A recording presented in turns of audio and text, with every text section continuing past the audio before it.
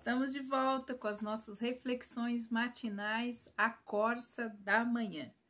Estamos fazendo uma reflexão a respeito da Arca da Aliança.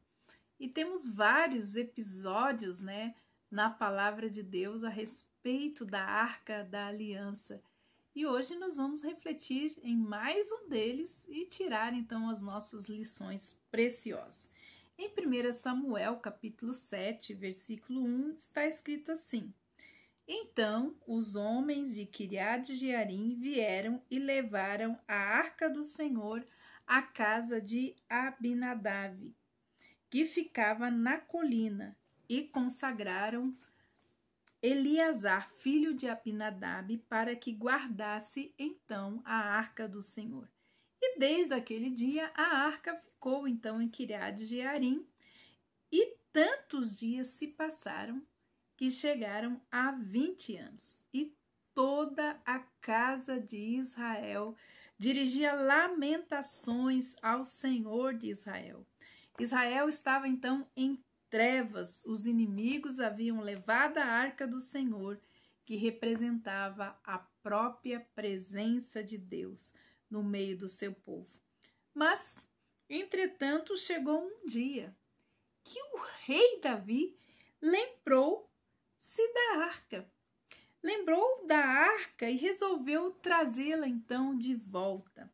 Davi, com o coração de adorador, sedento pela palavra de Deus, como nós vemos em seus salmos, quando ele diz: minha alma tem sede de ti, como a corça anseia por águas.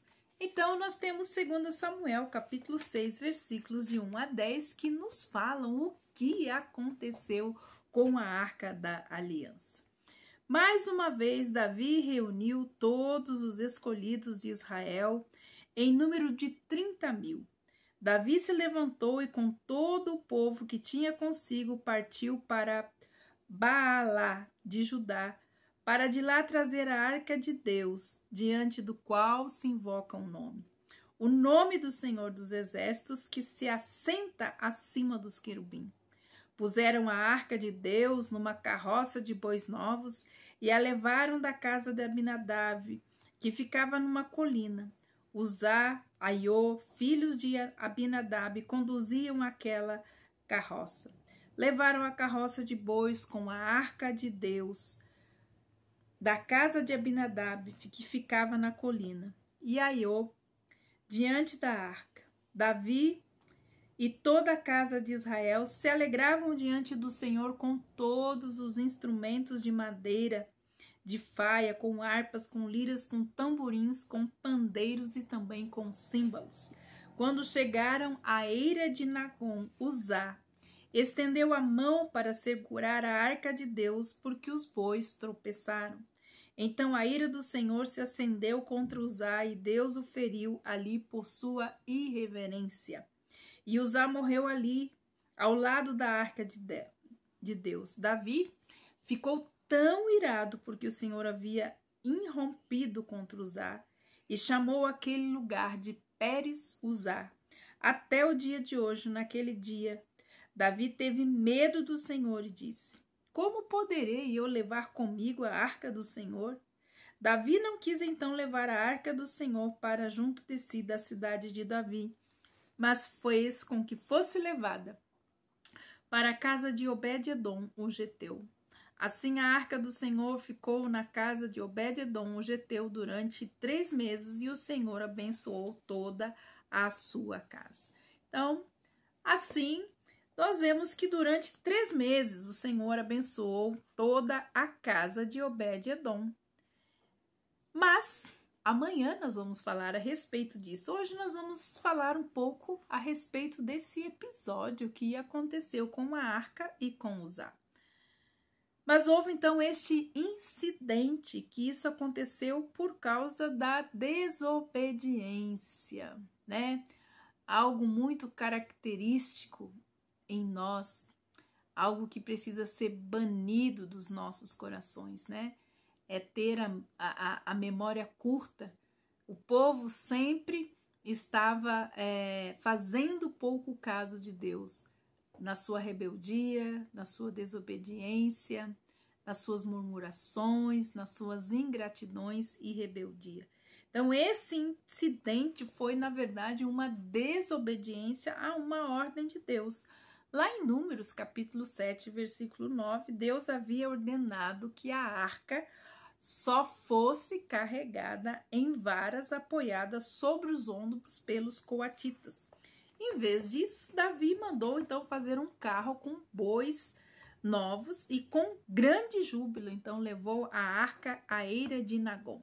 Naquele local, os bois acabaram tropeçando e a arca parecia que ia cair do carro.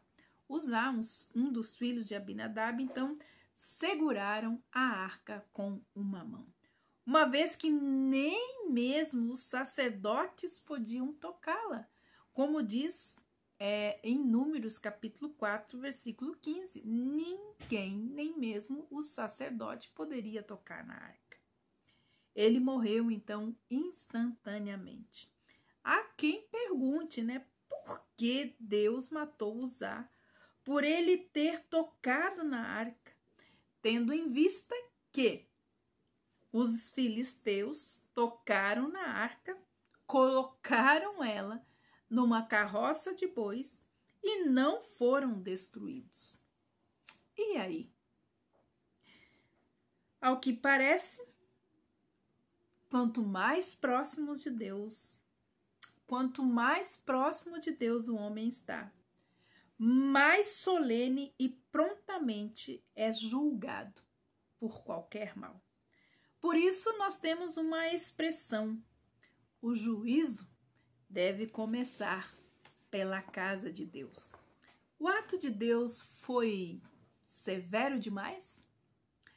Porque nós nos sentimos no direito de julgar o Senhor por não entendermos plenamente a sua santidade e também a sua majestade.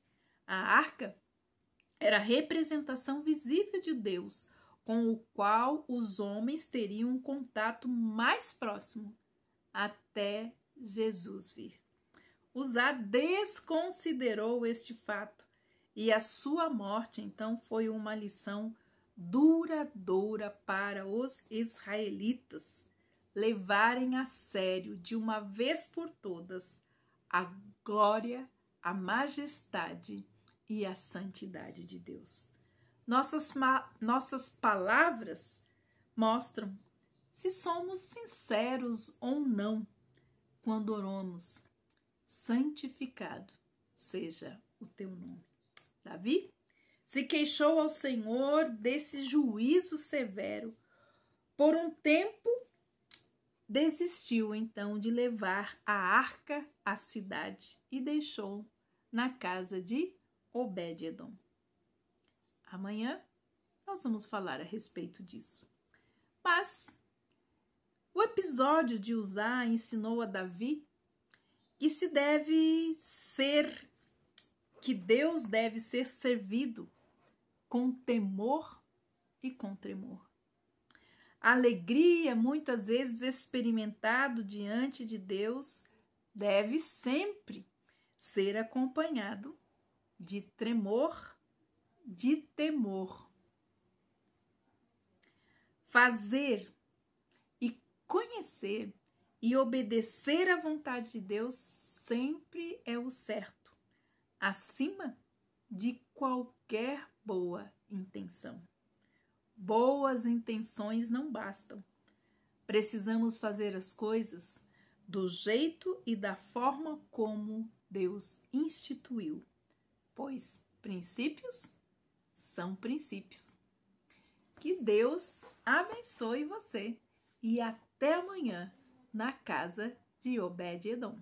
Que Deus te abençoe e até lá.